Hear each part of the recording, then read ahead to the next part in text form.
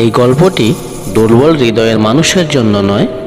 এই গল্পটি সম্পূর্ণ কাল্পনিক ভৌতিক গল্প, কিন্তু এর প্রতিটি দৃশ্য এমনভাবে লেখা হয়েছে যে বাস্তবের সঙ্গে মিলে যেতে পারে। গল্প শোনার সময় যদি আশপাশ অন্ধকার থাকে, শব্দ কমিয়ে একা শুনবেন না।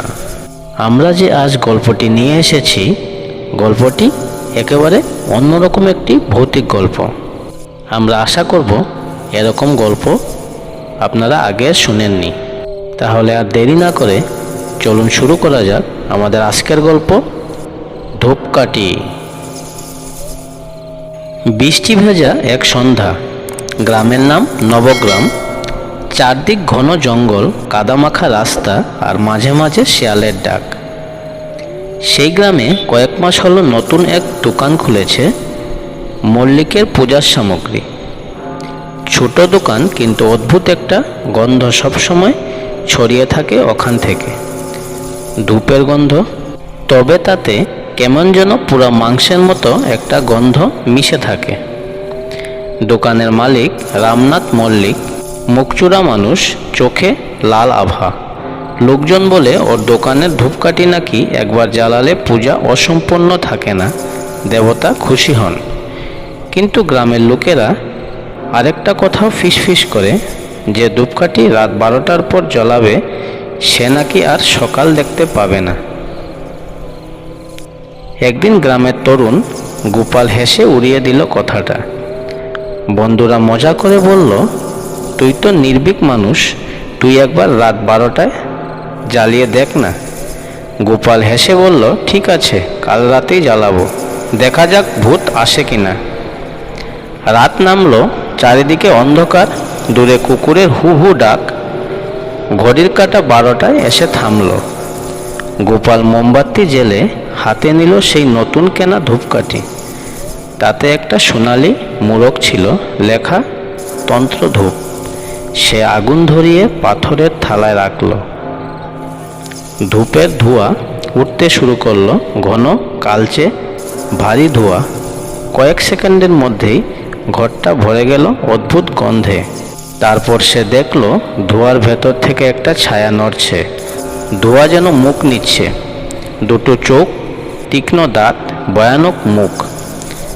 গোপাল চিৎকার করতে গেল, কিন্তু গলা দিয়ে আওয়াজ বেরোলো না। ধোঁয়াটা ধীরে ধীরে ওর দিকে এগিয়ে এলো, যেন ওর মুখে ঢুকে পড়েছে। পরদিন সকালে ওর মা দেখতে পেল গোপাল বিছানায় পড়ে আছে, চোখ খোলা, মুখে হাসি আর নাকে একটা আধপোড়া ধূপকাঠি গোজা। সেই ঘটনার পর রামনাথের দোকান বন্ধ, কিন্তু বলে রাতে যদি কেউ নবগ্রামের পথে যায়, গন্ধ পায় ধূপের, আর দূরে শোনা যায় এক গলা ফিসফিস করছে, ধূপটা শেষ হয়নি এখনো, আরেকটা জ্বালিয়ে দে। গোপালের মৃত্যুর পর নবগ্রামে একটা অদ্ভুত নিস্তব্ধতা নেমে এলো। কেউ রাতে বেরোয় না। দোকানের সামনে গেলে শোনা যায় ধূপের হালকা গন্ধ, যেন বাতাসে মিশে গেছে কোনো দগ্ধ দেহের ছায়া। এক সপ্তাহ পরে গ্রামের মন্দিরের পুরোহিত রঘুনাথ ঠাকুর একদিন সকালে দেখতে পেলেন মন্দিরের সামনে একগোছা ধূপকাঠি পড়ে আছে। সেই একই সোনালি মোড়ক, লেখা তন্ত্র ধূপ। তিনি ভয় পেয়ে সেটি তুলে নেননি, কিন্তু বিকালে এক মহিলা, গোপালের মা, কাঁদতে কাঁদতে মন্দিরে এসে বললেন, ঠাকুরমশাই, আমার ছেলেটা রাতে আসে, আমি ধোঁয়ার মধ্যে দেখি ওকে, মুখে ধূপকাঠি গোজা। পুরোহিত তখন মন্ত্র পড়তে গিয়ে হঠাৎ থামলেন। মন্দিরের কোণ থেকে ধোঁয়া উঠছে, কেউ ধূপ জ্বালায়নি, তবু ঘন ধোঁয়া। আর সেই ধোঁয়ার মধ্যে ধীরে ধীরে একটা ছায়া দাঁড়ালো, গোপালের মতো, কিন্তু মুখে হাসি। ঠাকুরমশাই, ধূপটা শেষ হয়নি এখনো, আমার অংশ বাকি আছে। রঘুনাথ ঠাকুর জ্ঞান হারিয়ে পড়ে গেলেন। সেই রাতে গ্রামের মানুষ দেখল মন্দিরের চারপাশে পেঁচারা অস্বাভাবিকভাবে ডাকছে, আর দোকান মল্লিকের পূজার সামগ্রী, তার ভেতরে মল্লিকের পূজার সামগ্রী, তার দরজা আবার খুলে আছে। ভেতরে মাটির উপর বসে রামনাথ মল্লিক নিজের সামনে ধূপ জ্বালিয়ে মন্ত্র পড়ছে। তার চোখ বন্ধ, মুখে ফিসফিস আওয়াজ, ওরা ডাকছে, আরও ধূপ চাই। হঠাৎ একটা শিশুর কান্না ভেসে এলো দোকানের ভেতর থেকে, তারপর নিস্তব্ধতা।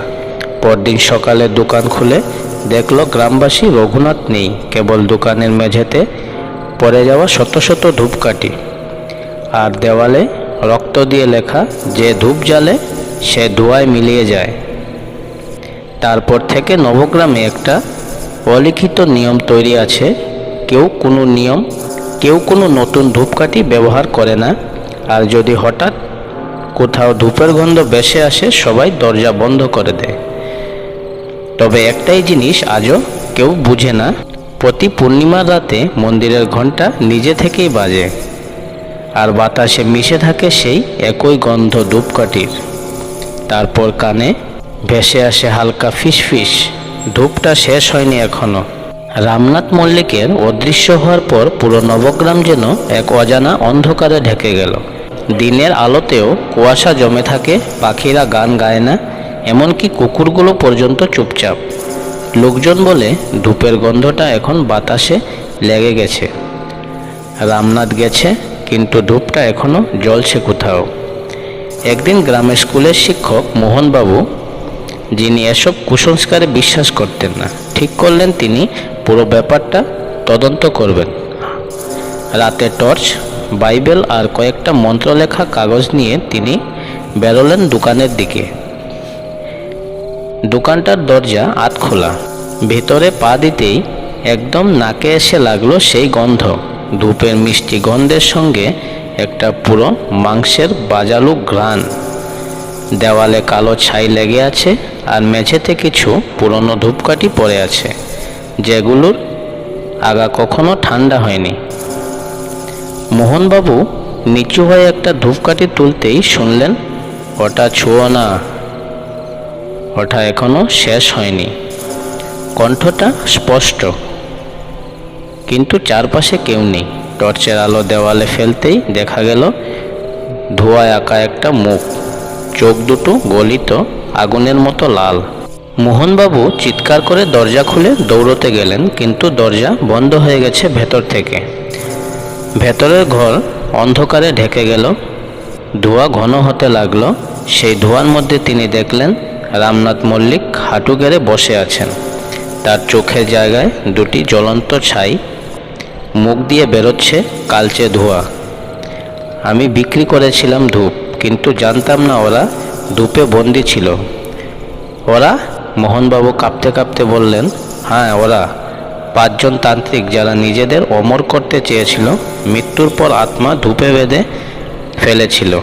এখন যে জ্বালায় তাকে তারা টেনে নেয় নিজেদের ধোঁয়ায়। প্রতিটি আত্মা খুঁজছে শরীর, আর ধূপ হলো তাদের দরজা। রামনাথের মুখটা হঠাৎ গলে গেল, তার শরীর ধোঁয়ায় মিশে গেল, আর সেই ধোঁয়া ঘুরে মোহনবাবুর চারপাশে পাক খেতে লাগলো। তিনি চিৎকার করতে করতে গেলেন, কিন্তু গলা দিয়ে শুধু ধোঁয়া বেরোলো। পরদিন ভোরে লোকজন দেখলো দোকানটা আবার খোলা। ভেতরে টেবিলের উপর নতুন ধূপের প্যাকেট সাজানো, তাতে লেখা তন্ত্র ধূপ, রামনাথ ও মোহন ম্যানুফ্যাকচার। লোকজন ভয়ে পিছু হাঁটল, কেউ কিছু বলল না। কিন্তু রাতে গ্রামের নানা বাড়ির সামনে দেখা গেল অজানা ধোঁয়া উড়ে বেড়াচ্ছে। কেউ কেউ শুনেছে ফিসফিস আওয়াজ, ধূপটা শেষ হয়নি এখনো, আরেকটা জ্বালিয়ে দে। এখনো নবগ্রামের রাস্তা ধরে রাতে কেউ হাঁটে না, কিন্তু পূর্ণিমার রাতে বাতাসে যদি হঠাৎ ধূপের গন্ধ ভেসে আসে, সবাই জানে ওটা কোনো পুজোর ধোঁয়া নয়, ওটা কারো আত্মা জেগে উঠেছে। আর দূরে কোথাও এক পুরনো দোকানের হাত খোলা দরজায় দেখা যায় ধোঁয়ার ভিতর দুটি চোখ জ্বলছে, চোখে একটাই বার্তা, ধূপটা শেষ হয়নি, এখন তোর পালা। রামনাথ মল্লিক আর মোহনবাবুর অদৃশ্য হওয়ার পর নবগ্রাম একেবারে অভিশপ্ত বলে ঘোষিত হলো। লোকজন গ্রাম ছেড়ে চলে যেতে লাগলো, কিন্তু সবাই চলে গেলেও একজন গেল না, রামনাথ ঠাকুর। তিনি বুঝেছিলেন এই অভিশাপ থামানো না গেলে একদিন পুরো গ্রাম ধোঁয়ায় মিলিয়ে যাবে।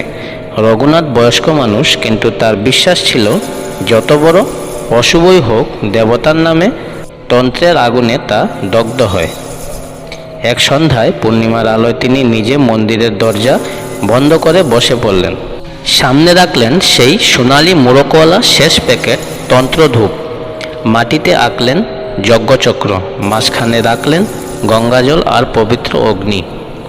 তিনি জানতেন এটা জ্বালালে আত্মারা আবার জেগে উঠবে, কিন্তু আজ তিনি ওদের শেষ করবে। মন্ত্রপাঠ শুরু হলো। ধূপের আগুন ধরতেই ঘর ভরে গেল কালো ধোঁয়ায়। মেঝে কাঁপতে লাগলো, ঘন্টা নিজে থেকে বাজতে লাগলো। ধোঁয়ার ভেতর এক এক করে উঠল 5টি ছায়া। চুল জটকানো, চোখে আগুন, শরীরহীন মুখগুলো ঘুরে ঘুরে মন্ত্রের শব্দ থামাতে চাইছে।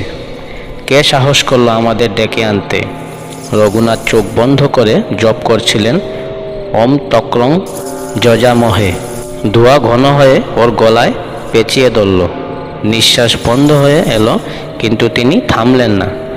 যে ধূপে আত্মা বন্দী, সেই ধূপের তারা পূর্বে।